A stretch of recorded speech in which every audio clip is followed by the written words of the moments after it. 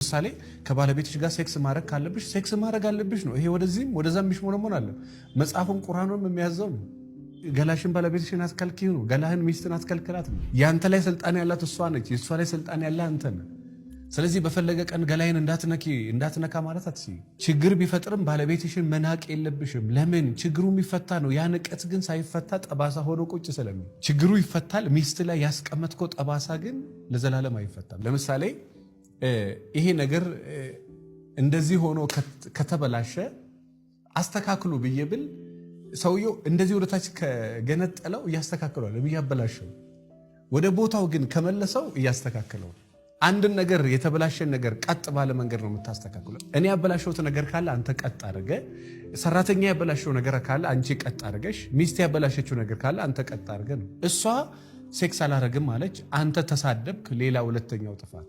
ባለቤትሽ ገንዘብ ደበቀሽ፣ ገንዘብ የደበቀሽን በስድብ በኃይለኝነት ለማስተካከል መሞከር ሁለተኛው ጥፋት። የነበራችሁን ፍቅር የነበራችሁን ኢንቲሜሲ ከነ አካተው ድራሹን የሚያጠፋ።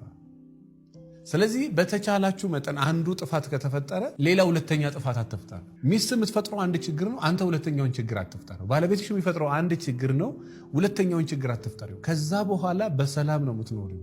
100% እርግጠኛ። ሲጀምር የችግሩ መንስኤ አትሆኑ። ከሆናችሁም ችግሩን ከታች ንቀሉት። ቤታችሁ ውስጥ ያለን የገንዘብ ችግር ካለ ከታች ንቀሉት። ኩሽና ግባና አግዘኝ ካለች አግዛት። በተለይ አሁን በዚህ ዘመን ሚዲያ ላይ የሚያዩት ነገር አለ። በቃ ይሄ ትዳር መፍታትን እንደ ትልቅ ነገር አድርገው ስለ ቃሉ ይቅርታ ለመንዘላዘል፣ ሴቷም እንደዛው ለማለት በቃ የሆነ ፍቺ እንደ አማራጭ አድርጎ እሷም ቁጭ ብላ በተደጋጋሚ ትዝታለች ለመፍታት፣ እሱም ይዝታል። ያየው ሰው ያወራ፣ መፍታትን ያየው ሰው ያወራ። ያለ እናት ልጅ ማሳደግን ያለ አባት ልጅ ማሳደግን የሚያውቀው ሰው ያወራል።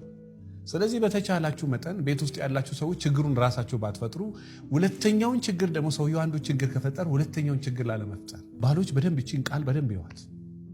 እቺን ሐሳብ ራስን ቤትህን ሰላም የምታደፈርሰው እንዴት በልና እስኪ ወደ ኋላ ቁጭ ወደ ወረቀት ላይ ጻፈው። በአንተ ሰበብ ነው ሚስት እንደዚህ የሆነችው።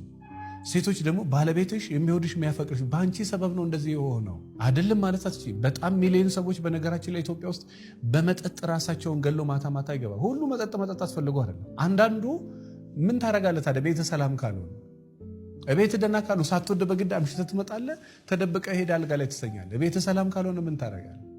ሰላም ለማድረግ መስራት የለበትም? ምንም ጥያቄ የለም፣ መስራት አለበት። ስለዚህ በተቻላችሁ መጠን ክፍለ ሀገርም አዲስ አበባም ውጭ ሀገርም ያላችሁ ከምንም ነገርም ከምግብ በላይ ሰላም ይበልጣል። ትልቁ ነገር ሰላም። ይቅርብ፣ ክትፎ ይቅርብ፣ የእሷ ገላ ይቅርብ፣ የባለቤትሽ ሴክሱ ይቅር። በቃ የአይምሮ ሰላም።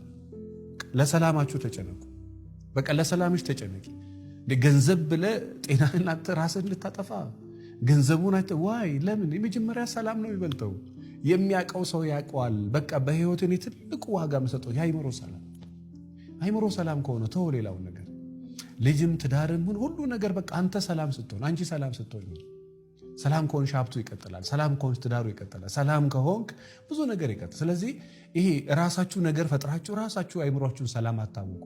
በቃ ለሰላም ተጨነቅ። ያለ ዕድሜ ለምን ትሞታል? መኖር እየቻልክ አስቡበት። ከአቅማችሁ በላይ የሆነ ችግር ደግሞ በቤታችሁ ካለ ትዳራችሁን ከመፍታታችሁ በፊት እድል ስጡ። ሚስትህን፣ ልጆችህን፣ ቤትህን ከመበተን በፊት እንደ መሪ ቁጭ በል አስብበትና ወደ ሙያተኛ። እኛ ጋር ብቻ የትም ቦታ ሙያተኛ ነው ብላችሁ የምታስቡት፣ ይሄ ሰው ያክመኛል ብላችሁ የምታስቡት ሰው ጋር ሂዱና